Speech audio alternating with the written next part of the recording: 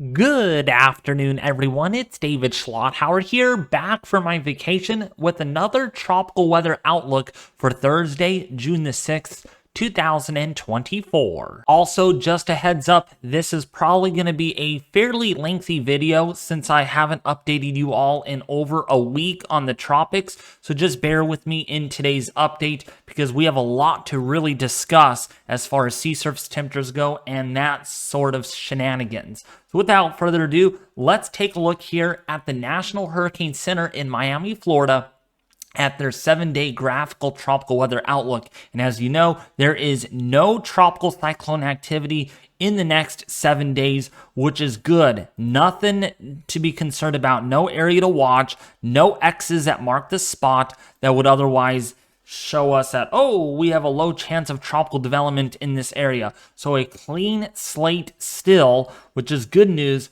Nothing to be concerned about while I was gone on my vacation in Mendocino, which, by the way, was a great vacation. If you haven't seen my sunset photos, go check those out on the community page or on my Twitter feed. So in the Eastern Pacific, nothing to be concerned about either. Very calm lately. This is an unusual start to the hurricane season where two basins are really quiet in early June. But again, calm before the storm is what they will likely say, because while it's calm now, we know that's not going to last forever. As always, I always like to look at the GOES 16 True Color Visible Satellite Imagery from tropicaltidbits.com at Dr. Levi Cowan's website. There's a link in the description below this video leading to that website where you can view these images for 100% for free. All right, so here's a look at the satellite imagery, and as we can see, nice good trade winds going on out here in the main development region. So that's why we're not seeing any areas of interest, but there is some bubbling convection around this intertropical convergence zone and a little bit of Saharan dust coming off of Africa. But again, nothing too extreme, nothing that pops my eye that is highly unusual. What is a little unusual, though, is we're going to have a lot more moisture to work with in the next couple of weeks here that develops over the central and northwestern Caribbean, where we have this channel of moisture that it's going to be kind of being stretched out thin across the Dominican Republic, possibly Jamaica, as well as portions, say, of the Haitian Peninsula, of the Hispaniola, as well as maybe for portions there of the Bahamas. We do have some showers and thunderstorms there, and then eventually we might have to keep an eye on what goes on by the second half of June down here with the Central American Gyre that is getting ready to get underway for the second half of June. And that could be the breeding ground in the short term for some possible areas of interest for tropical formation. So now, the next thing that we're going to be taking a look at is the ECMWF, or the European Medium Range Weather Forecasting Model. It's a numerical global computer model that we like to use in these videos at forecasting what might happen into the future. So looking at the Euro for Thursday morning, what you're looking at here is a 3-plot series. So I'm going to do my best job here briefly explaining what this all means. So if we take a look here at the yellow and orange color shading, first of all, that is your cyclonic vorticity. I want to really do a good job here. Cyclonic vorticity is the colored shading that you see here on the map, okay? That's what that is. And then these contours right here, these black lines, these are thicknesses in the atmosphere at 850 millibars in the atmosphere, that's 5,000 feet, are your lines of thickness. So that's your geopotential height in decameters. I know this is a lot to take in and to think about, but this is important for meteorologists and for weather forecasters like me that look for these things. And then the wind barbs, which you see down here, are basically showing us how strong the wind is and which direction is it coming from. So hopefully I did a good job at explaining things, and the different lines here indicate different speeds. So a full flag coming off of a line is 10 knots each, and then half of a flag is 5 knots each. So if you have one long flag, so like let's just say it's here and here, That's 15 knots of wind, and it's coming in out of the east northeasterly direction, because we can see that this always points towards where the wind is coming from. So hopefully I did a good job at explaining that. So taking this forward now onto the Euro model for the next, say, 18 to 24 hours, really not a lot going on in the Atlantic with this chart that we're looking at, other than we got some weather disturbances to the north, nothing to really worry about. This ridge of high pressure, the surface Bermuda high is squashed to the south, allowing these trade winds to not be very strong, allowing the sea surface temperatures to really warm up quickly, which we'll talk about here in a little bit. And then when we go forward, really nothing to speak of in the next 90 hours. Actually, this is a 060 run. This is delayed by a little bit because the Euro just got done rendering. We'll look at the GFS here briefly, but when we look at the 00 run from late last night, we can see nothing to really speak of on the Euro model. But that doesn't mean we're not going to see anything brewing out here in the central portion of the Caribbean or the Eastern Pacific. Because when we take a look at the GFS model, so we're going to go down and look at GFS, Global Forecasting System. When we play this through, keep an eye on what goes on down here. Down here across the Eastern Pacific, we have westerly winds. And then up here over the Caribbean, we have easterly winds.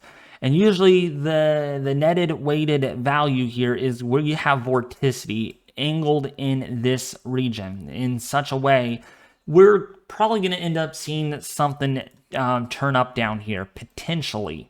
Doesn't mean it's going to always happen, but the GFS model has been giving us a signal that based on these westerly winds in the Eastern Pacific and these easterly winds in the Atlantic, we're probably going to see a Central American Gyre kind of turn up here. So day 5 does begin to show that. Take note of these heights here, how they kind of bend out like this, they bow out. The signal that we're looking for a Central American Gyre to get going. And then it eventually tries to get to do so by the 13th of June here, 180 hours out. We do see, again, this turning with the winds with distance, and we have westerly winds here. So we have an area of low pressure that tries to develop here in about 7 or 8 days. Now, this is just outside of the scope of the NHC graphical weather outlooks, so they're not going to show anything right now. There has to be a lot of consistency amongst the models. We'll look at the Canadian here in just a second, but if something does develop here, one, it's probably going to be pretty broad. It's not going to be very tight because broad systems are not likely to spin up very quickly. Because the centripetal force, angular momentum, think about if you're on, let's just say you're a ballerina dancer on an ice skating rink and you spread your arms out, you're not going to spin very fast, right? Because a lot of that energy, that the angular momentum is spread out in a larger area. But when you pucker in, you put your arms in, you put everything in, that ballerina is going to spin a lot faster because a lot of that energy, that angular momentum is now being transferred more into the core and it's more compacted, which explains why compact systems can be much more intense than broader Category 5 hurricanes. In other words, Hurricane Ian was a fairly compact system, and that's why Hurricane Ian was a very intense hurricane when it made landfall near Tampa, Florida a couple of years ago. That makes sense. This is a broad system approaching the Gulf of Mexico, and that's going to be a thing to watch. Is this very compact? Is it broad? If it's broad, it's going to be weaker. If it's compacted, it's going to be stronger usually. It might intensify a little more quicker. But also broadening systems don't take longer to weaken too, because their energy is spread out in a larger area. When we go beyond this, now I don't like going beyond 10 days out, but because there's not a whole lot going on out there, we might have to really watch this area for the next couple of weeks. Out here in the central northwestern Caribbean into the Gulf of Mexico, that Central American Gyre might have a tendency of spinning up a few more systems. We'll have to just really see if that even comes to pass. At the end of all of this, it is going to be late June here, and since it's been quiet for quite some time now, we might start looking for something to develop here in the Gulf of Mexico and in the Caribbean, usually by the end of June. One more model that we really want to look at here kind of supports this too. So if we look at the Canadian model, the GEM model, also indicates that we do have some spin down here. It's not really concentrated like the GFS model has it.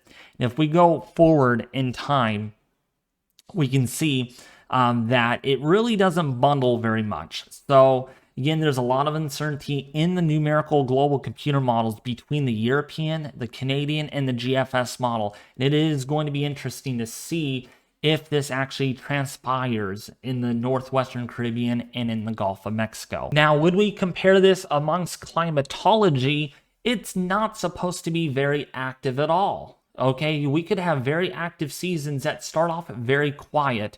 Great example of that is here, right? We're not seeing a whole lot of activity, and it's only the 6th day of June. So if we kind of use our arrow key right here, so we're going to point at it, use an arrow to illustrate this, we're roughly about here. Okay, so it's not supposed to be very active, and we have a long way to go. We have to get to here, which is September the 11th and the 10th. Historically, I should say, is usually the most active part of the season. That's September, early mid-September, late August. Usually we get a lot of activity in the tropics. We're only here, okay? And so I'm not too concerned about it. Oh, it's dead, and people are going to start making wonky forecasts that, oh, this is going to be a dead season. Again, we can compact everything into August, September, and October. We could have 3 hyperactive months and leave out July and June of not being active at all. So I just want to make that clear with you all, and I'll show you that here in a couple of Twitter posts towards the end of the video. Most importantly, the sea surface temperatures out there are extremely warm. The warmest we have ever seen, the Gulf of Mexico, the Caribbean, and the Atlantic being as warm as it is today.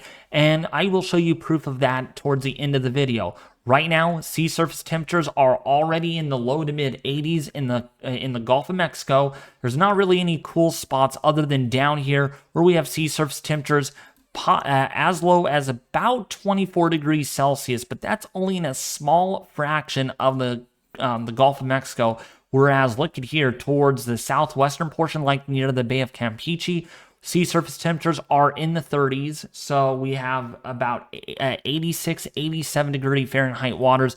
We have 87 to 89 degree Fahrenheit waters in the Bay of Youth in the Caribbean. So really warm in these areas, including the loop current, almost close to about that 30 degree isotherm line, with sea surface temperatures here that are 28 degrees. So in fact, the entire Gulf of Mexico is ready to go at this point. It's only a matter of time when the atmosphere responds to this. All right, so now we're going to look at sea surface temperatures in a wider perspective, not just the Gulf of Mexico, but the Caribbean, really warm. And up here in the central Atlantic, the subtropical region, we're seeing sea surface temperatures that are already more than favorable to support intense hurricanes. And you can follow my mouse here where we are seeing that 26 degree isotherm. That is 80 degree Fahrenheit waters, and it goes all the way up here, now already stretching, in fact, near 40 degrees north in latitude. That is really far north. We're already approaching 30 degrees north in latitude with that 80 degree isotherm. Before it was at 25 degrees nearly a week ago. So we have really warmed up the Atlantic very quickly in the last 7 or 8 days, with a lot of warming taking place off of Africa as well. So essentially, when you get these tropical waves, they're already in that favorable environment based on sea surface temperatures, and it's only a matter of time. Do they head this way, or do they turn going this way, or do they kind of go straight in? This is going to be the year where we have that Bermuda high that's fairly strong, and where we get a lot of landfalls potentially, unfortunately, for a lot of the U.S. mainland, including for the Dominican Republic, Hispaniola, Puerto Rico, the U.S. Virgin Islands, the British Virgin Islands, the Leeward, Windward Islands, including for possibly Trinidad and Tobago, Venezuela, and the ABC Islands. to be that type of season that we're really going to have to watch a lot of these tropical waves coming off of Africa. Sea surface temperature anomalies, definitely very warm. In fact, there is a couple of patches out here that sea surface temperatures are 3.5 to almost 4 degrees Celsius above average, above historical normals, folks. This is not what we want to see at all. This is bad news for tropical development, okay? And again, Celsius is a metric term that we use here. But I'll tell you, these waters out here are as much as 5 to about 8 to almost 10 degrees Fahrenheit above average than they should be for this time of the year. That is fairly substantial. And down here, already 2 degrees Celsius above normal, and in the Caribbean and in the Gulf, 2 to 2.5 degrees Celsius above average. So not a good look. And that horseshoe look, again, that Iberian Peninsula current, really well pronounced with cooling in the central Atlantic. I understand why a lot of agencies this year are going extremely aggressive with this, how active it's going to be. And again, folks, I want to really emphasize, just because it's quiet now does not mean it's going to be like that all season long. We can combine a lot of the named storms in 3 or 4 months. For all we know, we could wait until August, September, and October, and even in November, perhaps. You know, we had Iota. Remember Iota, folks? That formed in November, right around my birthday. So it could start late and it could end late. How is that, right? Instead of it starting early, it could end early, versus if it starts late, it could also end late. We have to be careful, all right? Because just because it's quiet now, take this for, take advantage of this. Get prepared. Know your preparedness plan for the hurricane season to come, because once it gets going, it's probably going to be a very bad, it's going to definitely be a bad season. So upper ocean heat content right now, not right now, but 4 years ago, okay, I really want to be clear with what I'm talking about here. This is the upper ocean heat content on June the 6th, 2020. This is 4 years ago, okay? 4 years ago. Remember that one. That gave us 30 plus named storms in the Atlantic. Okay, we all remember that season. That was a hyperactive season, right? This gave us 30 named storms plus. Guess what? What is this going to give us? Are you ready for this, folks? Spoil alert. Take a look. This is for June the 6th, 2024, as of this year. My gosh, significant increase in upper ocean heat content. Nothing beats my bones on this one. Yeah, that's a little analogy, right? Nothing crosses my bow at this point. Very significant upper ocean heat content. In fact, some of these numbers here, all the way up into the upper 90th percentile of historical averages of upper ocean heat content. That is 160, 175 joules, kilojoules, or thousands of joules, something like that, per centimeter squared. That is very substantial. And here's Jamaica. Here's the Cayman Islands. Boy, again, this does not make tropical cyclones happen. We want to be clear about that. I don't want to scare you all here about this, but assuming that we have enough moisture in the atmosphere, we have very little shear, and we have this amount of upper ocean heat content. This is octane fuel. This is gasoline. This is juice for hurricanes. Assuming that things are favorable, the upper level background state cooperates with these tropical waves. Tropical waves like this moving through the Caribbean could explode violently quickly. They can get really dangerous, very big, very powerful, very quickly. We saw it with what was that? Lee of last year. Gosh, that thing was a tropical storm one day and it was a category 5 the next. And that developed, folks, over in here. Over in here, this thing exploded. It did not move over the highest patch of upper ocean heat content. So what I'm trying to tell you here, folks, is I'm telling you, the Caribbean's ready to go. The main development region is pretty much set in stone at this point, and the Gulf of Mexico is ready to go at this point. We're just waiting for the background state to cooperate, and there are signs that could happen in late June. We're still expecting that upward motion to move over the Atlantic eventually. So now looking at the upper ocean heat content anomaly here, I mean, these purples right here, grape purple, that is off the charts. That is historically significant. Something that you do not want to see. We have more purple colors here over the Leeward and Windward Islands near Venezuela. I mean, this whole area, folks, this whole area here, this is from the University of Miami, by the way. This whole area here is seeing historic record-breaking upper ocean heat content. Remember that. Compare these two images. Look at where we stand now versus 4 years ago, what it was like. I mean, we thought 2020 was bad. I could only imagine what 2024 could bring us once the season gets going. I am afraid we're going to have a lot of name storms at once, and there's going to be just a lot going on.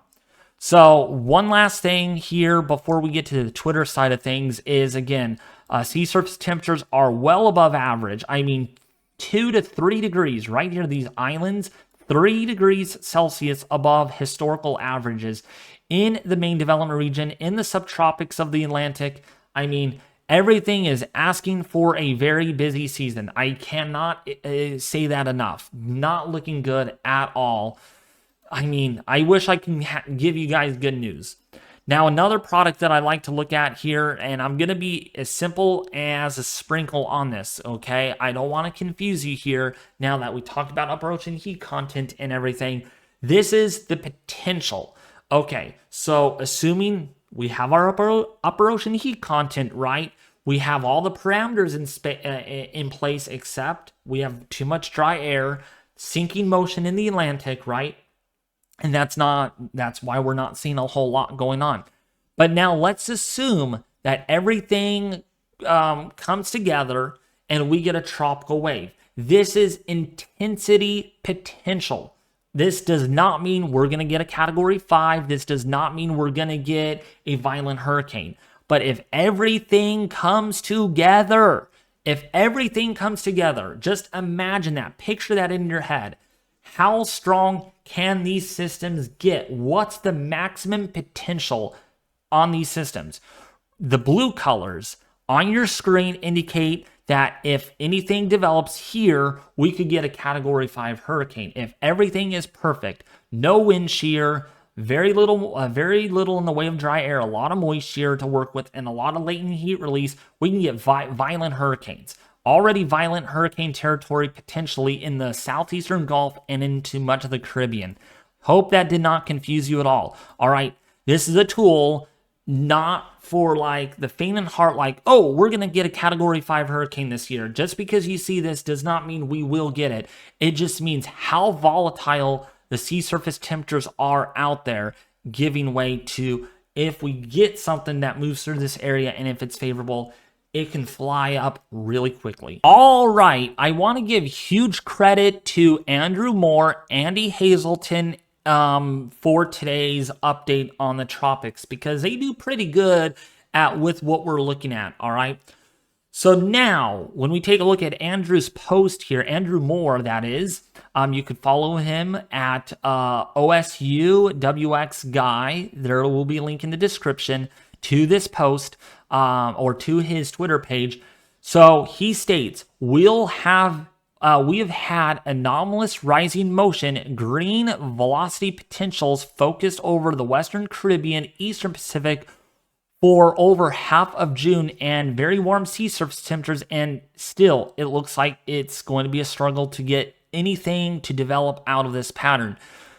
So he is correct on that, but also it takes some time for favorable conditions to get going. After all, it's only June. It's early June, my guy. We're not in August or September. This is a help to get things going, but is not the only source to get tropical formation. All right, I want to just be clear with you all on that. There's other factors that come together for that. You need the right surface wind pattern. You need a lot of moisture out there. You need things to come together, very little shear, and climatology to work in its favor. It's June. This is this is June the 6th through the 11th, something like that, of June.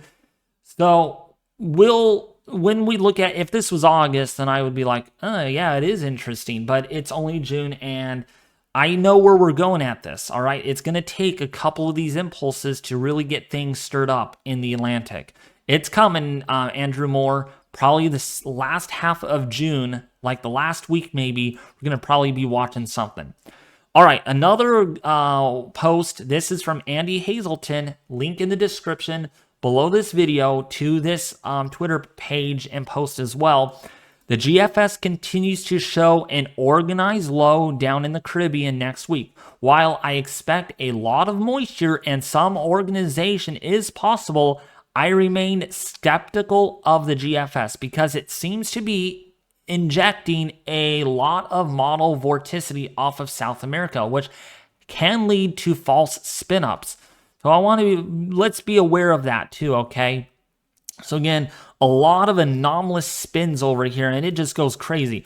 A great example is off of Venezuela. We get a lot of these vorticity spin-ups here, and the GFS goes bonkers, goes crazy at, oh, we're going to develop a violent hurricane in this area, when in reality, the Euro and the Canadian don't show anything. That's why I'm a little optimistic if that's even going to happen. And if it does, it's probably going to be broad in nature, and it's going to bring a lot of moisture to areas that somewhat need it, like Cuba and especially Florida, that really need the moisture. Some portions of Florida are actually in severe drought right now, so you could really use the moisture.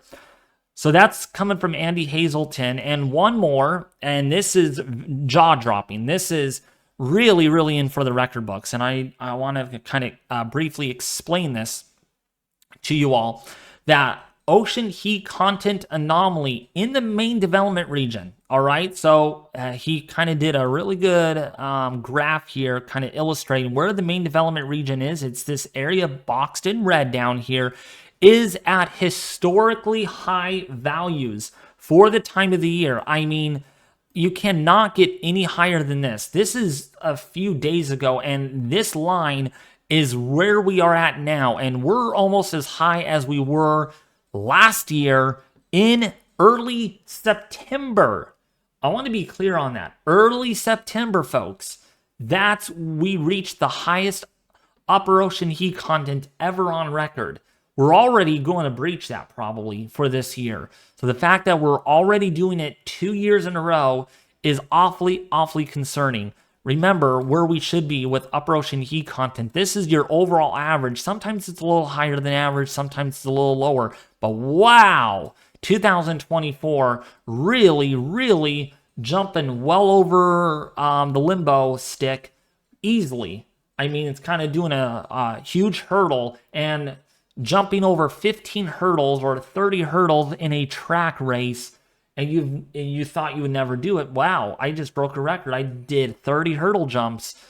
That's kind of like what this is. I mean, look where we were last year at this time. If we draw a line really quickly, I mean, golly word, we're significantly higher. I mean, you just can't get any higher than that. So courtesy goes to this guy that made this map. All right. And I wanted to read you guys the post. All right. I like that the main development region ocean heat content anomaly plots from BMC. So it's from this guy. Big shout out goes to this guy that makes these all possible, these maps. A lot of statistical data. All right. So this is the guy. They're going to have to put a lot of links in today's video, actually. Most year, okay, really puts into context how crazy the last 2 years have been. Most years stay within 10 to the power, 10 kilojoules per centimeter squared too, something like that. I'm not a mathematician here. Not in my pay grade, all right? Go talk to the expert about that. Right now, we are over 20,000 joules per kilogram, 2 above normal. about the largest anomaly in the data set, tons of potential energy for tropical cyclones. Man, I mean, that is, wow, that is pretty substantial. And it's only June, folks. We're beginning the season, and we should be in September. So sea surface temperatures are already representing those in September. And some of the anomalies out there are as high as they have ever been in the last several decades. And they are as warm as they are in late August now. So we are almost 3.5, 4 months ahead of schedule as far as upper ocean heat content and sea surface temperatures go. My gosh, that was a lot. A lot to digest in today's tropical weather outlook and discussion for Thursday, June the 6th, 2024. I really hope you guys did like today's discussion, because I don't go into detail a whole lot on these unless I've been gone for a week or there's really not a whole lot to talk about. But anyways, if you did enjoy today's detailed weather or tropical weather outlook and discussion for June the 6th, please consider subscribing. If you haven't already, hit that subscribe button, because I am going to try my best at updating you guys on the tropics at least every other day, if not every day of the week, because it is important. We got to document this as it unfolds, right? That way we can look back at these videos a year ago and be like, oh, we remember on this day it was pretty calm. So please subscribe, share, and like, and leave a comment in the section below. Check out my Twitter posts as well on my Twitter page, and check out Andy Hazelton and Andrew Moore for more information, including Ben Knoll and Eric Webb and Phil Kloxbog. They're all on Twitter there too. All right. Anyways, thank you all for watching. I'll have another tropical weather outlook and discussion maybe tomorrow, but for sure on Saturday. I should have one out.